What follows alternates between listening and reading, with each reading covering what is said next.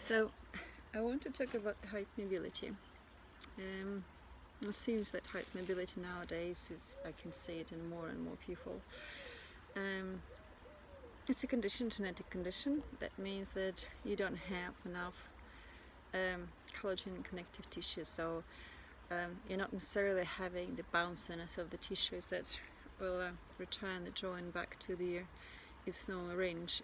That also means that, because connective tissue is everywhere, that also means that you have a lack of feedback of what's happening in the joint. So quite often hypermobilic people will end up in some sort of very odd loose and tension relationships in particular joints. So if in extreme cases you can have dislocations because of that happening, because you don't have the feedback from the tissue, joint tissue, that will tell your brain to contract the muscle and to pull it back. There's simple tests for the hypermobility, for the basic hypermobility. So some of them is that have you ever been able to do the splits? Can you put the hands down on the ground?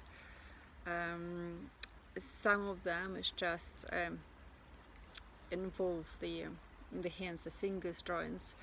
So it's quite often that is the good sort of indication if you get somebody and feel somebody's fingers, or thumbs that looks like that, or the ability to get and to put the forearm, the hand down on the forearm.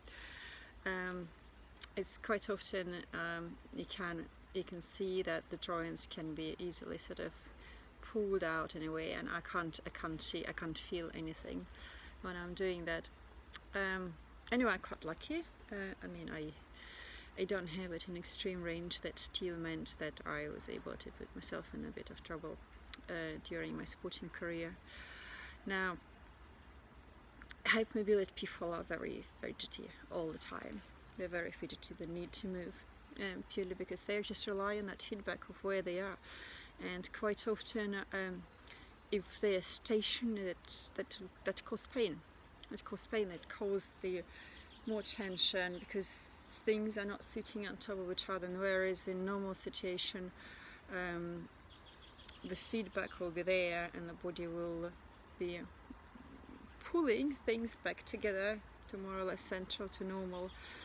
In our situation, our muscles have to work much harder to keep everything in place. So I suppose it's even more important of the developing that good relationship with the body and good feel without doing too much, but maintaining that good relationship, good muscle tone without overdoing that, because we don't want to deliberately contract and control something. It means that the opposite muscle will be alternated and will not work that well.